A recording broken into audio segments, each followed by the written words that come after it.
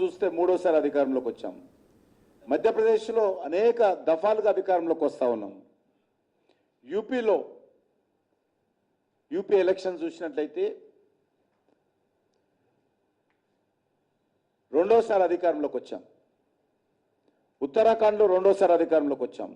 అస్సాంలో రెండోసారి అధికారంలోకి వచ్చాం. ఈ రకంగా అనేక రాష్ట్రాలలో భారతీయ జనతా పార్టీ మేము చేసినటువంటి పనిని నరేంద్ర మోడీ గారి నేతృత్వంలో ప్రజలకు చూపించి అధికారంలోకి వచ్చాము. ఈసారి మరొకసారి మహారాష్ట్ర మూడోసారి అధికారంలోకి వచ్చి మనకు అద్దం పడతా ఉంది. ఈరోజు కాంగ్రెస్ పార్టీ 3 రాష్ట్రాలకే పరిమితమైంది.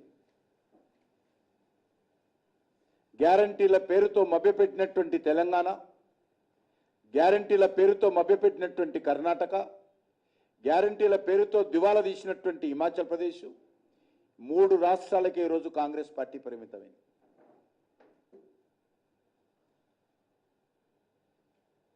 అంతేకాదు ఈరోజు అనేక రకాల బై ఎలక్షన్స్లో ఇక యూపీ మాదే అని చెప్పి ప్రచారం చేసుకున్నటువంటి సమాజ్వాదీ పార్టీ, విచిత్రం ఏంటంటే 9 శాసనసభ స్థానాలకు ఉప ఎన్నికలు జరిగితే కాంగ్రెస్ పార్టీ భారతీయ జనతా పార్టీని అడ్డుకోవాలి, భారతీయ జనతా పార్టీ గెలవకూడదు అని చెప్పి ఒక్క సీటు కూడా పోటీ చేయకుండా 9కి 9 సీట్లు సమాజ్వాదీ పార్టీకి కాంగ్రెస్ పార్టీ అప్పగించింది బై ఎలక్షన్స్లో.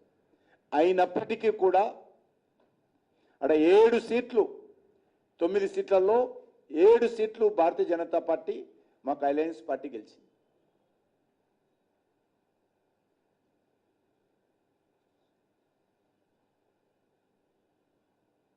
మహారాష్ట్రలో గత ఎన్నికల్లో 44 సీట్లు గెలిచినటువంటి కాంగ్రెస్ పార్టీ ఈరోజు అలయన్స్లో శివసేన లాంటి పార్టీతో కూడా కలిపి అలయన్స్లో పోటీ చేస్తే లాస్ట్ టైం గెలిచినటువంటి సీట్లలో సగం సీట్లు కూడా గెలపలేనటువంటి పరిస్థితి మహారాష్ట్రలో ఏర్పడింది.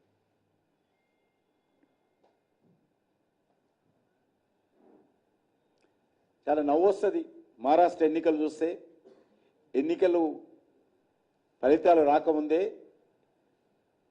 బాంబే ఎయిర్పోర్ట్లో 4 విమానాలు సిద్ధం చేసి పెట్టారు. 4 విమానాలు, పైలట్స్ కూడా వచ్చి కూర్చున్నారు విమానాలలో. ఎమ్మెల్యేలకు కావాల్సినటువంటి భోజనాలు కూడా విమానాలలో రెడీ చేశారు. ఫలితాలు రాగానే వాళ్ళందరినీ, తెలంగాణ రాష్ట్రాన్ని కొంతమందిని, కర్ణాటక కొంతమందిని తరలించేటువంటి అద్భుతమైనటువంటి ప్లానింగు, ప్రజల ఆలోచనను, ప్రజల నాడిని పసిగట్టలేనటువంటి కాంగ్రెస్ పార్టీ పథకాలు సిద్ధం చేసుకొని ఈరోజు దేశ ప్రజల ముందు మరోసారి నవ్వులపాలైంది.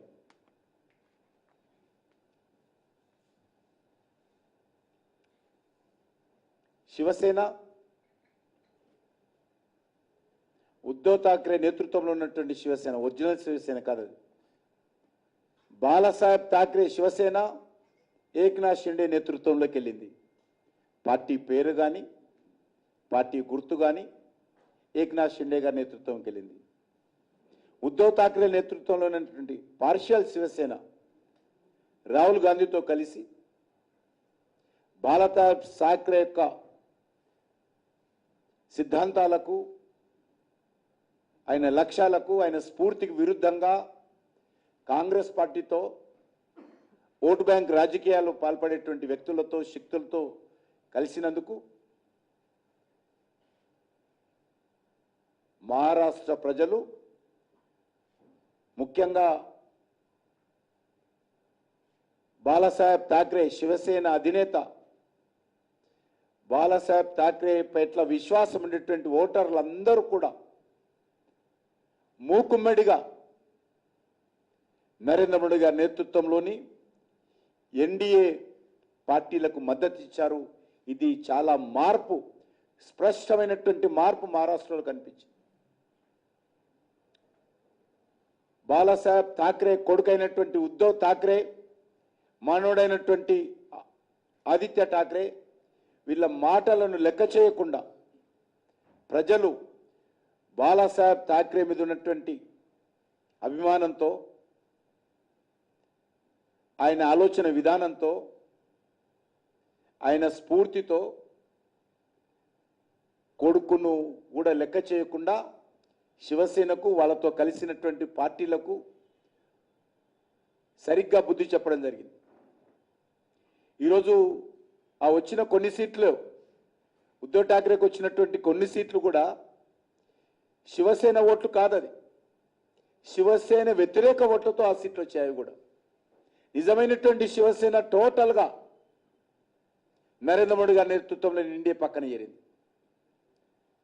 ప్రజలు చాలా చైతన్యవంతులైన విషయం మరొకసారి మహారాష్ట్ర ఎన్నికల్లో స్పష్టమైంది. శివసేన పెట్టింది ఎందుకు, శివసేన ఏ లక్ష్యాల కోసం పెట్టారు, ఆయన కొడుకు పార్టీని ఎవరి చేతిలో పెట్టాడు, దానికి వ్యతిరేకంగా ప్రజలు ఏ రకంగానైతే శివసేన ఎమ్మెల్యేలు ఉద్ధవ్ ఠాక్రే మీద తిరుగుబాటు చేశారో, మహారాష్ట్ర ప్రజలు కూడా ఉద్ధవ్ ఠాక్రే మీద తిరుగుబాటు చేసి బాలాసాహెబ్ ఠాక్రే యొక్క ఆలోచన విధానంతో నరేంద్ర మోడీ గారి నాయకత్వానికి అండగా నిలబడడం అనేటువంటిది ఎన్నికల్లో మరొక ప్రత్యేకతని సందర్భంగా పనిచేస్తాం. మహారాష్ట్ర ప్రజలు వారసత్వం చూడలే, మహారాష్ట్ర ప్రజలు బాలాసాహెబ్ యొక్క ఆలోచన విధానాన్ని చూశారు, ఆ యొక్క పార్టీ యొక్క సిద్ధాంతాన్ని చూశారు, బాలాసాహెబ్ ఠాక్రే యొక్క స్ఫూర్తిని చూశారనే విషయాన్ని ఈ సందర్భంగా మనం చేస్తా ఉన్నాం.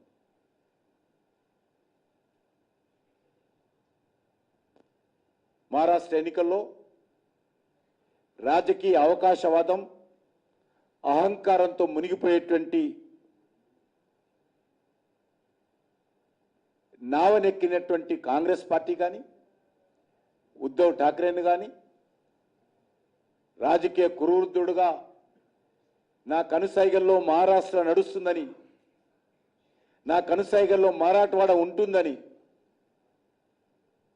ప్రగల్భాలు పలిపెట్టేటువంటి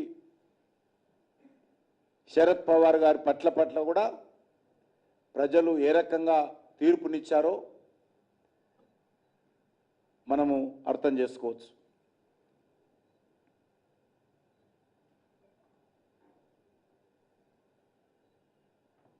నూట 2 సీట్లలో పోటీ చేసినటువంటి కాంగ్రెస్ పార్టీ ఇంకా సీట్లు వస్తా ఉన్నది, తగ్గుతా ఉన్నది. ఇంకా 18 సీట్లు 20 సీట్లకు చేరుకున్నది.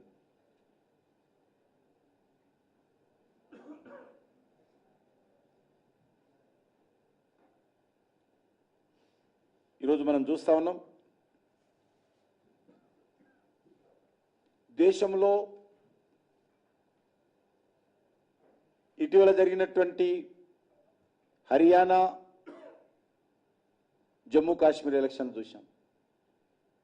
జమ్మూ కాశ్మీర్లో అత్యధికమైనటువంటి ఓట్లతో, గతంలో ఎన్నడూ లేనటువంటి సీట్లతో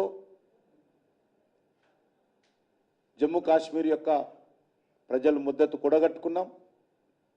హర్యానాలో ఎవరు ఊహించని విధంగా అత్యధికమైనటువంటి సీట్లతో హర్యానాలో భారతీయ జనతా పార్టీ ప్రభుత్వం వచ్చింది. ఈరోజు వచ్చినటువంటి ఫలితాలు చూసినట్లయితే ఒక ప్రత్యేకమైనటువంటి పరిస్థితుల్లో జార్ఖండ్లో మేము అనుకున్నటువంటి లక్ష్యాలను నిలబెట్టకపోయినా మా పాత్ర మేము పోషించాము. గతంలో సీట్లు కానీ ఓట్లు కానీ మాకు అంతే వచ్చాయి. కానీ మహారాష్ట్రలో చూస్తే మా ఓట్ల సంఖ్య, సీట్ల సంఖ్య చాలా గణనీయంగా మహారాష్ట్రలో భారతీయ జనతా పార్టీకి రావడం జరిగింది. ఈరోజు గ్రామీణ ప్రాంతాలు తీసుకున్నట్లయితే మహారాష్ట్రలో 138 సీట్లుంటే వీళ్ళందరూ కలిసి 28 సీట్లకు వచ్చాయి. మాకు బీజేపీకి 138 సీట్లు వస్తే రూరల్ ఏరియాలో కాంగ్రెస్ పార్టీ నేతృత్వంలోని మరి కూటమికి 28 సీట్లు వచ్చాయి. ఇంకా తగ్గుతూ ఉన్నాయి చూస్తూ ఉంటే. ఈరోజు చూస్తుండాలి, సంజయ్ రౌత్ అన్నటువంటి ఒక పనికిరాని ఒక రాజకీయ నాయకుడు ఉన్నాడు. ఆయన కనీసం చెప్పడానికి సిగ్గునిపించదు ఆయనకు.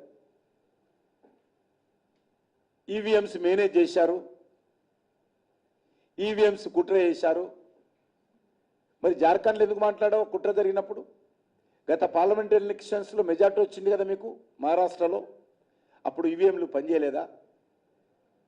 అప్పుడు ఈవీఎంలు పొరపాటు లేదు. ఈ దేశంలో చాలా అలవాటైంది కాంగ్రెస్ పార్టీకి, అలా సంబంధించినటువంటి కొన్ని పార్టీలకు. రాహుల్ గాంధీతో సహా మొన్న పార్లమెంట్ ఎలక్షన్స్లో కూడా పొరపాటు జరిగిందని ఎలక్షన్ కమిషన్ మీద విపరీతంగా తప్పుడు ప్రచారం చేశారు.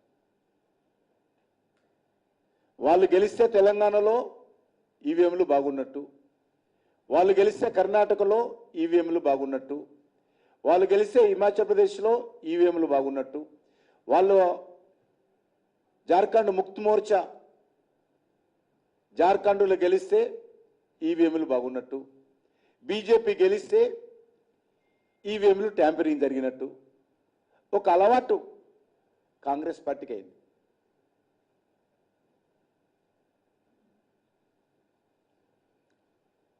రాజ్యాంగబద్ధమైనటువంటి సంస్థలను నిర్వీర్యం చేయడము, ఇతర దేశాలకు వెళ్ళి భారతీయ జనతా పార్టీ పట్ల, భారతదేశం పట్ల, నరేంద్ర మోడీ పట్ల విషం చల్లడము, దేశ వ్యతిరేక కార్యక్రమాలు చేపట్టడము కాంగ్రెస్కి అలవాటైంది. ఈరోజు జరిగినటువంటి ఉప ఎన్నికల్లో కూడా